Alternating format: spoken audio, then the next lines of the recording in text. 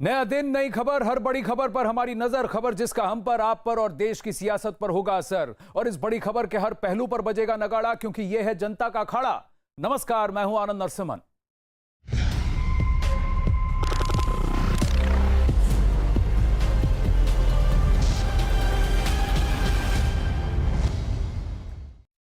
अखाड़ा में आज सबसे पहले बात सियासी सरगर्मियों के बीच दिल्ली पहुंचे उत्तर प्रदेश के मुख्यमंत्री योगी आदित्यनाथ ने आज प्रधानमंत्री नरेंद्र मोदी से मुलाकात की।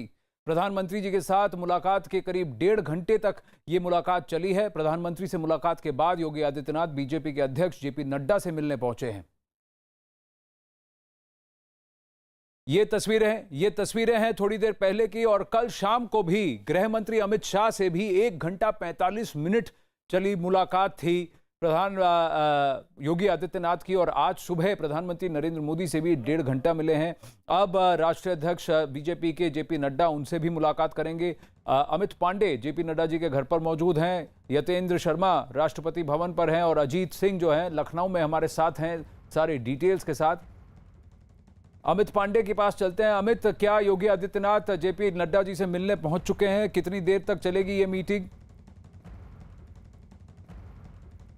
आनंद, अब से थोड़ी देर पहले बीजेपी अध्यक्ष के यहाँ पहुंचे हैं यूपी सीएम और करीब आधे घंटे से ये अहम मुलाकात जेपी नड्डा के यहाँ पे चल रही है। उस दौरान एक बुकलेट भी प्रेजेंट की है यूपी सीएम ने बीजेपी अध्यक्ष को प्रवासी मजदूरों की समस्या को लेकर। और इसके अलावा क्यों ये मुलाकात अहम है, क्योंकि बीजेपी संगठन के रूप में योगी आदित्यनाथ के नेतृत्व में कैसे आगे बढ़ेगी, कैसे खाका पेश करेगी, आज इस मुलाकात में तय होगा। आज इस मुलाकात में ये पृष्ठभूमि रखी जाएगी, बताया जाएगा कि कैसे 6 महीने काम करेंगे। 3 प्रमुख बिंदु हैं संगठनात्मक स्तर पर, जिसका ब्यौरा देंगे यूपी सीएम बीजेपी अध्यक्ष को। पहला कि सरकार का कामकाज कैसा है, सरकार संगठन के बीच समन्वय कैसे बना के रखना है। दूसरा, बीजेपी कार्यकर्ता किस नए तरीके से, किस पुख्ता तरीके से यूपी की जनता से संवाद स्थापित कर रहे हैं। और तीसरा, कोरोना को लेकर जो सरकार की योजना है, चाहे प्रदेश स्तर पर या सरकार या केंद्र सरकार, उस पर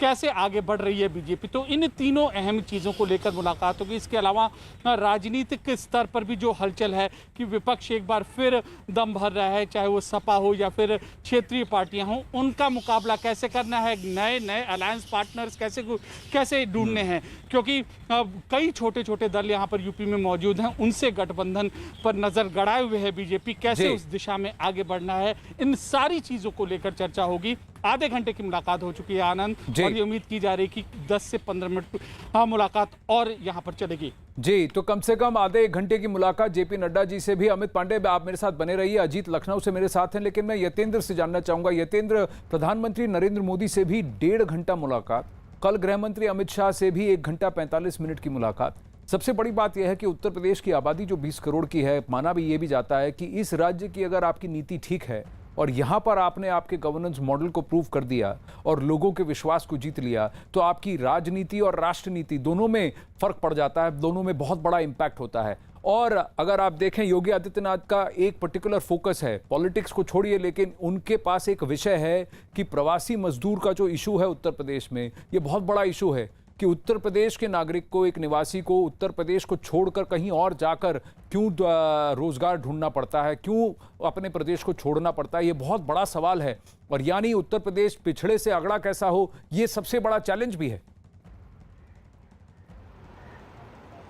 देखिए, बिल्कुल ये सबसे बड़ा चैलेंज भी है। और जो वो दे रहे हैं, चाहे उन्होंने जेपी नड्डा को दी, प्रधानमंत्री या गृह मंत्री अमित शाह को दी, वो प्रवासी मजदूरों का समाधान, यानी कि एक बड़े इशू के रोड मैप को लेकर मुख्यमंत्री योगी यहाँ पर पहुंचे हैं। हालांकि चर्चा राजनीतिक तौर पर काफ़ी है कि मंत्रिमंडल फेरबदल को लेकर मिल रहे हैं, या संगठन के विस्तार को लेकर मिल रहे हैं, या संगठन अध्यक्ष जिनका स्वतंत्र देव सिंह, उनके परिवर्तन को लेकर मिल रहे हैं। क्योंकि बार बार आरोप अपोजिशन की तरफ से या एक वर्ग के द्वारा लगाया जाता है कि सत्ता और संगठन में उत्तर प्रदेश में सब कुछ ठीक नहीं चल रहा है।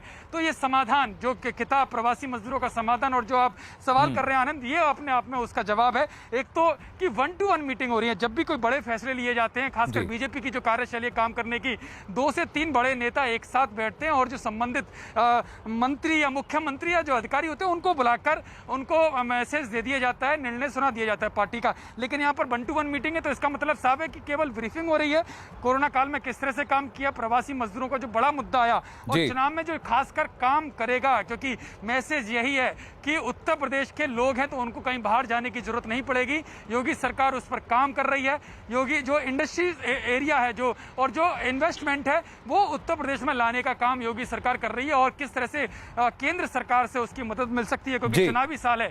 चुनावी साल में उत्तर प्रदेश को क्या क्या सौगातें मिल सकती हैं उसका एक रोड मैप लेकर उस किताब के रूप में मुख्यमंत्री योगी ने दिया है। वो सत्ता यानी कि सरकार के पास भी गए हैं और अभी संगठन यानी कि बीजेपी अध्यक्ष जेपी नड्डा के साथ भी मीटिंग चल रही है। यानी कि सत्ता और संगठन का तालमेल ही आने वाले चुनाव में योगी सरकार की नैया पार कराएगा। और ऐसे में ये बड़ा रोड मैप अगर प्रवासी मजदूरों वाले जाता है, इसमें हर तबके के लोग आते हैं, चाहे इसमें पिछड़े हों, दलित हों, अगड़े हों, हर तरह का गरीब तबका जो प्रवासी मजदूर है या जो पढ़े लिखे नौजवान भी हैं वो भी नौकरी की तलाश में बाहर जाते हैं। तो ऐसे में उत्तर प्रदेश में ही उनको अगर सब कुछ मिलता है, उनके घर पर ही उनको सब कुछ मिलता है, तो ये बड़ा चुनावी 70 से 75 डिस्ट्रिक्ट हैं यतेंद्र। और मैं अजीत के पास जाना चाहूंगा। आपने कहा सत्ता और संगठन दोनों में अगर विकास का एक नैरेटिव है तो वो ये है कि हर डिस्ट्रिक्ट को अपने आप में कैसे पूरक, हर डिस्ट्रिक्ट अपने आप में अपना ही पूरक कैसे हो। अगर ये हो जाता है, इस लेवल से डिस्ट्रिक्ट लेवल और ब्लॉक लेवल इकोनॉमिक्स हो जाती है, तो फिर आपको शायद ये प्रवासी मजदूरों का समाधान भी मिल जाएगा। क्योंकि उत्तर प्रदेश एक ऐसा प्रदेश है जहां हर डिस्ट्रिक्ट में अगर आप जाएं तो उस डिस्ट्रिक्ट की खासियत अलग है। उसकी कोर कॉम्पिटेंसी को अगर आपने उसको टैप कर लिया तो फिर आपको अपना प्रदेश, अपने गांव को छोड़ के जाने की जरूरत ही नहीं पड़ेगी।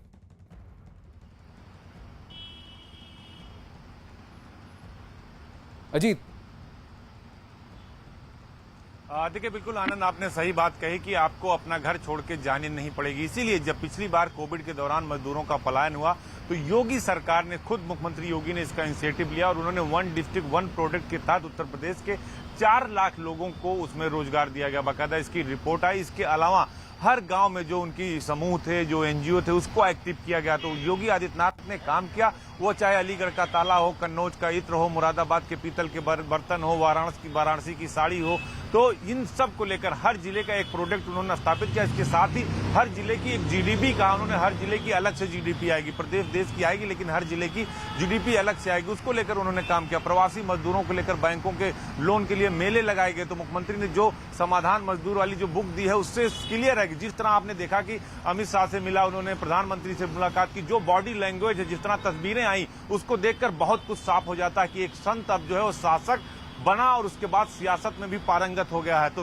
क्योंकि केंद्रीय नेतृत्व ने यह साफ कर दिया है आनंद की योगी आदित्यनाथ के ही चेहरे पर उत्तर प्रदेश में 2022 का चुनाव लड़ा जाएगा। कल आपने देखा प्रिया पटेल और प्रवीण निषाद जो है वो मुलाकात के, निषाद पार्टी के लोग। आज ओम प्रकाश राजभर को थोड़ी सी बेचैनी हो गई आनंद कि क्या हो रहा है दिल्ली में, क्या हो रहा है, उसका असर उत्तर प्रदेश में पड़ेगा। उन्होंने भी मीटिंग बुला ली और कहा विकास नहीं, अगड़े पिछड़े की लड़ाई हो रही है। तो बहुत सारे ऐसे इश्यूज हैं जो योगी आदित्यनाथ ने किए हो, चाहे कोविड की दूसरी लहर की बात हो, पहली लहर की बात हो और तीसरी लहर की बात हो, जहां पीकू वार्ड उन्होंने पूरे यूपी में स्थापित कर दिया है। मेडिकल कॉलेज में 100 वार्ड से लेकर 50 वार्ड, और जो अस्पतालों में उन्होंने दवाओं की। और एक बात और बता दें आपको आनंद, 15 जून से उत्तर प्रदेश में हर घर में सर्वे हो रहा है। जहां भी कोई भी बच्चा बीमार होगा या उसे वायरल है, उसे मेडिसिन किट दी जाएगी। तो इन सब तैयारियों के बारे में मुख्यमंत्री ने, प्रधानमंत्री, जो राष्ट्रीय अध्यक्ष हैं, गृह मंत्री, सबको ब्रीफ किया है, क्योंकि सबको पता है कि आने वाला 2022 का चुनाव कैसे होगा। तो सियासत में अब योगी आदित्यनाथ पूरी तरह से पारंगत हो गए। अगर ये कहा जाए संत, शासक और सियासत, तो उसमें कोई सहयोग नहीं होगी। यही वजह है कि जो राजनीतिक दल है उनकी बेचैनी बढ़ गई है। पश्चिमी उत्तर प्रदेश में जाट जाटो मुस्लिम का जो पैक्ट है, चाहे उसकी बात हो, पूर्वांचल में चाहे ओम प्रकाश राजभर की बात हो या और दलों की बात हो, शिवपाल सिंह यादव की बात हो या फिर चंद्रशेखर रावण की बात हो, हर मुद्दे पर योगी आदित्यनाथ ने बात की है और पहले से उनकी तैयारी थी। इसीलिए बनारस से अचानक सुनील बंसल को बुलाया गया था हेलीकॉप्टर से और देर रात तक स्वतंत्र देव सिंह और सुनील बंसल के साथ मीटिंग चली थी जिला पंचायत को लेकर। उसके बाद मुख्यमंत्री दिल्ली गए हैं। तो उनका ये दौरा उत्तर प्रदेश की सियासत को लेकर काफी अहम है, क्योंकि कहा जाता है कि यूपी से ही दिल्ली का रास्ता जाता है। बिल्कुल, यूपी से दिल्ली का ही नहीं, यूपी से राष्ट्र नीति भी तय होती है। क्योंकि जो अगर उत्तर प्रदेश